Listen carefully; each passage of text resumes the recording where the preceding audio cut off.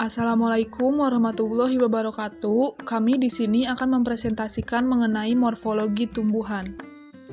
Kami di sini beranggotakan 4 orang, yaitu Sumiati, Fitri Amalia, Yuliana Latifah, dan Wardah Musfirah.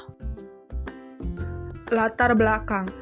Morfologi tumbuhan adalah ilmu yang mempelajari tentang struktur organ tumbuhan, baik mengenai akar, daun, batang, buah, bunga, maupun bijinya. Morfologi tumbuhan tidak hanya menguraikan bentuk dan susunan tubuh tumbuhan saja, tetapi juga bertugas untuk menentukan apakah fungsi dari masing-masing bagian itu dalam kehidupan tumbuhan. Tanaman adalah makhluk hidup yang memiliki ciri, yaitu kesanggupan untuk tumbuh dan berkembang. Tanaman akan tumbuh dan berkembang dengan cara yang berbeda. Sejarah morfologi tumbuhan. Morfologi tumbuhan diperkenalkan pertama kali oleh ilmuwan berkebangsaan Jerman, yaitu Johann Wolfgang von Goethe pada tahun 1790. Metode yang digunakan oleh Goethe adalah morfologi komparatif atau tipologi yang berpandangan bahwa meskipun organ pada tumbuhan berbunga menunjukkan keragaman, terdapat sebuah bentuk rancangan dasar yang disebut Bauplan yang mendasari keragaman bentuk tubuh tumbuhan tersebut. Organ tumbuhan.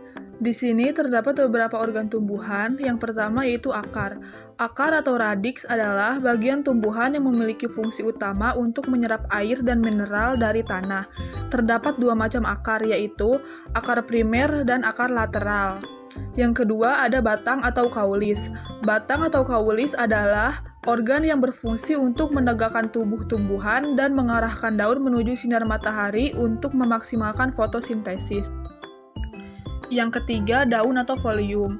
Daun atau folium yaitu organ tumbuhan yang berfungsi untuk melakukan fotosintesis. Yang keempat, bunga atau flos. Bunga atau flos berfungsi sebagai alat reproduksi pada tumbuhan. Morfologi bunga pada tumbuhan tinggi terdiri atas mahkota bunga, kelopak bunga, putik, dan benang sari. Yang kelima, buah atau fruktus. Buah merupakan organ tumbuhan yang terbentuk setelah bunga mengalami proses penyerbukan. Yang keenam, biji atau semen. Biji tidak terbungkus daging buah, misalnya biji kedelai, kacang tanah, dan padi. Bunga. Bunga atau flos adalah salah satu organ tumbuhan yang berfungsi sebagai alat perkembangbiakan secara generatif yang memiliki bentuk dan susunan yang berbeda-beda menurut jenisnya. Salah satu contoh bunga di sini yaitu bunga mawar. Mawar ialah salah satu komoditas tanaman hias yang populer dan banyak dibudidayakan di Indonesia. Mawar atau Rosa sp. dijuluki sebagai ratu segala bunga karena keindahannya, keanggunan, dan keharumannya. Mawar merupakan tanaman bunga hias berupa herba dengan batang berduri. Sejarah bunga mawar. Mawar merupakan jenis tanaman yang menghasilkan bunga yang cantik dan wangi, serta sangat terkenal oleh masyarakat di seluruh dunia termasuk Indonesia. Mulanya bunga mawar tersebar dari dataran Cina, Timur Tengah, dan Eropa Timur. Jenis tanaman ini umumnya merupakan tanaman semak yang memiliki duri dan sebagai tanaman memanjat yang tingginya mampu mencapai 2-5 meter. Bahkan ada juga yang tingginya mampu mencapai 20 meter. Lebih dari 100 spesies tanaman mawar liar dan kebanyakan tersebar di belahan bumi utara yang berudara sejuk. Klasifikasi bunga mawar. Kingdom, plante atau tumbuh-tumbuhan, kelas, Dicotyledone atau biji berkeping 2, divisi Spermatophyta atau tumbuhan berbiji, subdivisi Angiosperma atau berbiji tertutup, famili Rosaceae, ordo Rosanales, genus Rosa, spesies Rosa hiploida atau Rosa sp. Morfologi bunga mawar. Yang pertama, akar.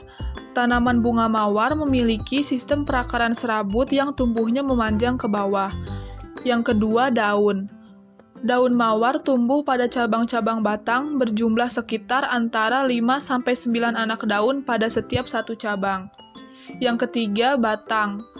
Berbentuk bulat dan panjang, bercabang-cabang, dan memiliki duri-duri yang tajam. Yang keempat, bunga. Tanaman mawar memiliki bunga yang bentuknya hampir seperti bulat dengan jumlah mahkotanya sekitar 20-26 lapisan helai. Yang kelima, buah. Buahnya berbentuk bulat dan bulat lonjong.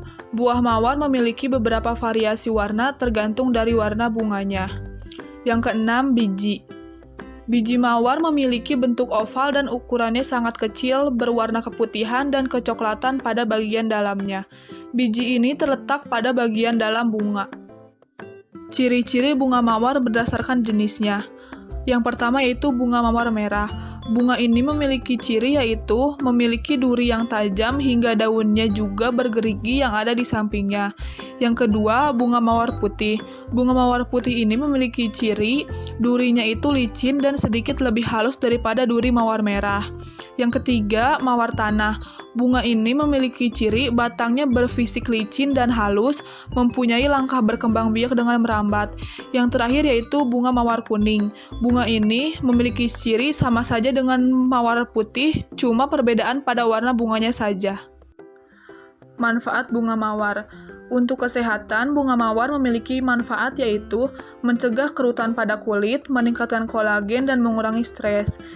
Dan manfaat yang lainnya yaitu bunga mawar ini bisa dijadikan tanaman hias di taman atau halaman terbuka, bunga tabur pada upacara kenegaraan atau tradisi ritual, dan juga bisa untuk diekstraksi minyaknya sebagai bahan parfum atau obat-obatan.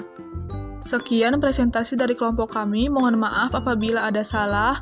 Terima kasih. Wassalamualaikum warahmatullahi wabarakatuh.